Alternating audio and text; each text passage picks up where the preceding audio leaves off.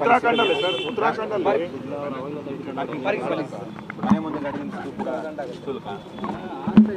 ಒಂದು ರೀತಿ ಇಲ್ಲಿ ಬೆಂಗಳೂರಲ್ಲಿ ಎಲ್ಲ ಕಾರ್ಪೊರೇಷನ್ನು ಪಾಪರ್ ಹೊಟ್ಟಿದ್ದಾರೆ.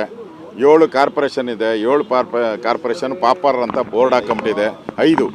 5 ಕಾರ್ಪೊರೇಷನ್ನು ಕೂಡ ಪಾಪರ್ ಅಂತ ಬೋರ್ಡ್ ಹಾಕಿದೆ. ದುಡ್ಡಿಲ್ಲ, ತೆರಿಗೆಗಳ ಮೇಲೆ ತೆರಿಗೆ ಹೇಳ್ತಾ ಇದ್ದಾರೆ. ಈಗ ಲಾಸ್ಟಿಗೆ ಅವ್ರ ಮನೆ ಮುಂದೆ ನಿಂತಿರೋ ಕಾರ್ ಮೇಲೂ ಕಣ್ಣು ಬಿದ್ದಿದೆ. ಈ ಮಾರಿ ಕಣ್ಣು ಓರಿ ಮೇಲೆ ಅನ್ನಂಗೆ ಏನು ಬಿಡ್ತಾ ಇಲ್ಲ. ಅವರು ಕಸದ ಮೇಲೆ ತೆರಿಗೆ ಹಾಕಿದ್ರು, ಎಲೆಕ್ಟ್ರಿಕ್ ಚಾರ್ಜ್ ಹಾಕಿದ್ರು, ಹಾಲಿನ ತೆರಿಗೆ ಹಾಕಿದ್ರು, ಮನೆ ತೆರಿಗೆ ಹಾಕಿದ್ರು.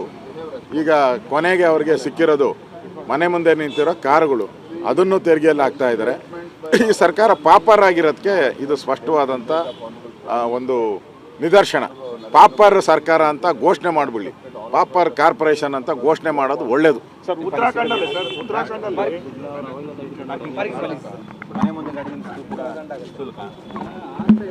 ಒಂದು ರೀತಿ ಇಲ್ಲಿ ಬೆಂಗಳೂರಲ್ಲಿ ಎಲ್ಲ ಕಾರ್ಪೊರೇಷನ್ನು ಪಾಪರ್ ಹೊಟ್ಟಿದ್ದಾರೆ. 7 ಕಾರ್ಪೊರೇಷನ್ ಇದೆ. 7 ಕಾರ್ಪೊರೇಷನ್ ಪಾಪರ್ ಅಂತ ಬೋರ್ಡ್ ಹಾಕೊಂಬಿಟ್ಟಿದೆ. 5 ಕಾರ್ಪೊರೇಷನ್ನು ಕೂಡ ಪಾಪರ್ ಅಂತ ಬೋರ್ಡ್ ಹಾಕಿದೆ. ದುಡ್ಡಿಲ್ಲ, ತೆರಿಗೆಗಳ ಮೇಲೆ ತೆರಿಗೆ ಹೇಳ್ತಾ ಇದ್ದಾರೆ. ಈಗ ಲಾಸ್ಟಿಗೆ ಅವ್ರ ಮನೆ ಮುಂದೆ ನಿಂತಿರೋ ಕಾರ್ ಮೇಲೂ ಕಣ್ಣು ಬಿದ್ದಿದೆ.